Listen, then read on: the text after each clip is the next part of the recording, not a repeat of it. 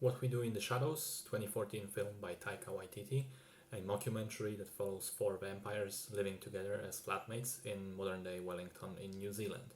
A camera crew follows them around in their day-to-day activities, and we get to see all the funny antics that they are up to, as well as the hilarious results of all the vampire lore incorporated in the film.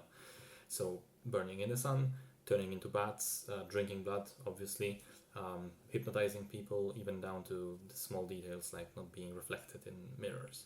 Now, that premise in a small indie film sounds like it could go two ways, either complete disaster or the best thing ever. Fortunately, in this case, the latter is true, so the movie is brilliant, just a brilliant fest of incredible jokes that manage to skirt the fine line between being completely silly and surprisingly intelligent. The humor is both situational and related to wordplay, and some of the jokes really take their time between the setup and the punchline. For example, one of the characters is introduced at the very beginning of the film as Vladislav the Poker, because back in medieval times, he used to torture people with spears and other spiky weapons.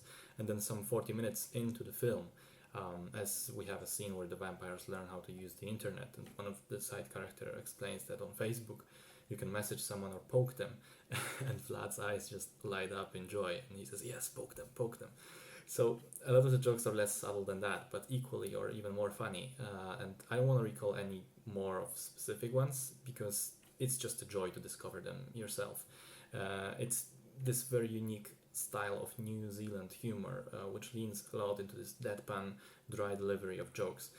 If I had to compare it to something else, I'd say it's somewhat similar to British humor, just a bit weirder and crazier. The film also works really well in technical terms. The mockumentary style really lends itself to this type of comedy and makes it easier to execute with the low budget. And speaking of the budget, the special effects that are sometimes present in the film are surprisingly high quality. Now, the movie is not that well known, which is a shame because I haven't met a single person who would dislike it after seeing it. The general audience seems to agree with me because What We Do in the Shadows spawned several off-spin/sequel type TV series. The first one was a series following two police officers that appear in the film as they encounter other fantastical stuff around New Zealand. The series is called Wellington Paranormal. It's quite alright. Then there is a new one which came out this year by the same title as the film, so What We Do in the Shadows, with almost the same premise but following a different group of vampires in New Jersey this time around. And this one is unbelievably fantastic, as is the film. And also in the works there is another series called Werewolves, about the group of werewolves also encountered in the film. All in all, What We Do in the Shadows remains one of my favorite movies of all time, not just within the comedy genre, and I consider it to be one of the very few perfect films. If you're looking for a light and funny but also intelligent and well-made film, be sure to check this one out.